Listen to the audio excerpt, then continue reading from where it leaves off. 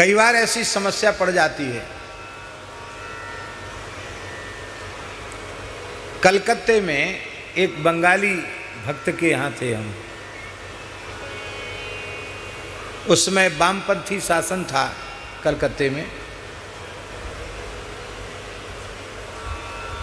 तो वो पहाड़ी बाबा की परंपरा से जुड़ा हुआ सेवक, वो बड़े आग्रह पूर्वक तो घर ले गया और वहाँ ले जाकर हमको जहर दिखाया उसने। बोले महाराज ये जहर है। हम तो पहली बार देखा था जहर। भैया हमें काहे को जहर दिखा रहा है? बोले बस अब हम आज की रात पूरा परिवार जहर खा के मरना चाहता है।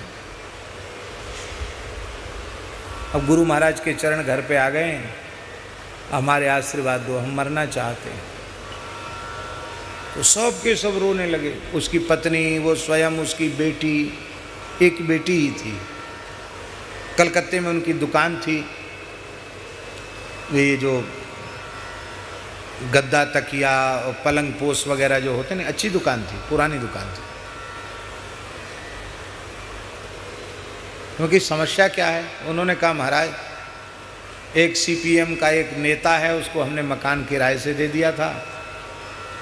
अब पूरे किराए कुछ महीने तो दिया, बाद में किराए देना बंद कर दिया, पूरे मकान पर उसका कब्जा है।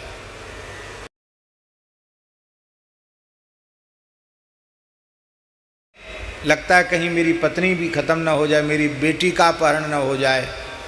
मैं बहुत दुखी हूँ और इसके कारण हमारा धंधा भी चौपट हो रहा है। तो मैं इतना दुखी हो गया हूँ कि मैं मरना ही चाहता हूँ।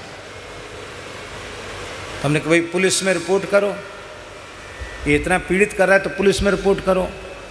उटपटांग खाना पीना यहाँ हो रहा है, मना करो, पुलिस को करो। बोले महाराज इतना बड़ा नेता है, वो मुख्यमंत्री का नज़दीकी है कि वो पुलिस उसकी शिकायत लेती नहीं। अब हमको एक ही उपाय सूझता है, एक ही बेटी है, या तो मैं मर जाऊंगा तो बेटी का जीवन बर्बाद हो जाएगा, बेटी चली जाएगी तो हम लोगों का जीवन बर्बाद हो जाएगा। इसलिए क्यों ना सब तीनों को तीनों जहर खा के मर जाए। भैया ये तुमने निर्णय जब ले लिया है तो हमको जहर क्यों दिखा रहे? बोले गुरु जी को तो दिखाना पड़ेगा। महाराज जी के शिष्य थे पहाड़ी बाबा महाराज, और गुरु गद्दी पर आप हैं तो दिखाना तो पड़ेगा जहर। हम तो ऐसी परिस्थिति में पड़ गए, अकेले थे। और या तो हमको कुछ ऐसा आशीर्वाद दीजिए कि इस विपत्ति से हमारा छुटकारा हो जाए। आधा घंटा बैठे बैठे हो गया और उनका रोना बंद नहीं, पैर पकड़ के बैठा है। मैंने सोचा भैया यहाँ से भगें जल्दी, कैसे भी पिंड तो छुड़ावें। तो श्री गुरुदेव का ध्यान किया और गुरुदेव का स्मरण करके मैंने कहा अच्छा धैर्य रखो, 2 महीने के भीतर समाधान हो जाएगा। अब हम जा रहे हैं। थोड़े खींच के कहा हमने, अब छोड़ो हमको, 2 महीने के भीतर समाधान हो जाएगा, हम जा रहे हैं, छोड़ो हमको। 2 महीना तो बहुत होता है, 20 दिन में समाधान हो गया महाराज। ऐसा उपद्रव उस व्यक्ति को शुरू हुआ जो कब्जा किए था, एकदम उल्टी गिनती, उसी दिन से उल्टी गिनती शुरू। और वो कहे महाराज किसी बड़े तांत्रिक को बुलाया था, पता नहीं क्या जादू कर गए, हम लोग तो सब मरणासन्न हो रहे हैं, बहुत तकलीफ में आ गए। 20वें दिन तो सारा शेष किराया दे करके और अपना बुरिया बिस्तर बांध के बाहर हो गया, बाहर चला गया।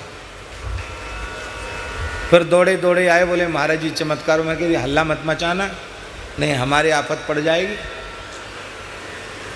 और महाराज जी के पास आए, महाराज जी बड़ा चमत्कार हो गया, छोटे महाराज ने आशीर्वाद दे दिया, ऐसा हो गया।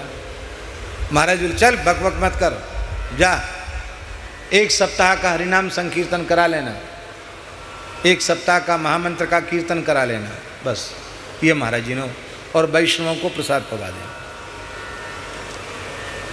तो महाराज बड़ी समस्या है, इसलिए ना अपनी कहना ना और की सुनना, ये सब विरक्तों के धर्म हैं। तब मोक्ष के पथ पर आगे बढ़ता है।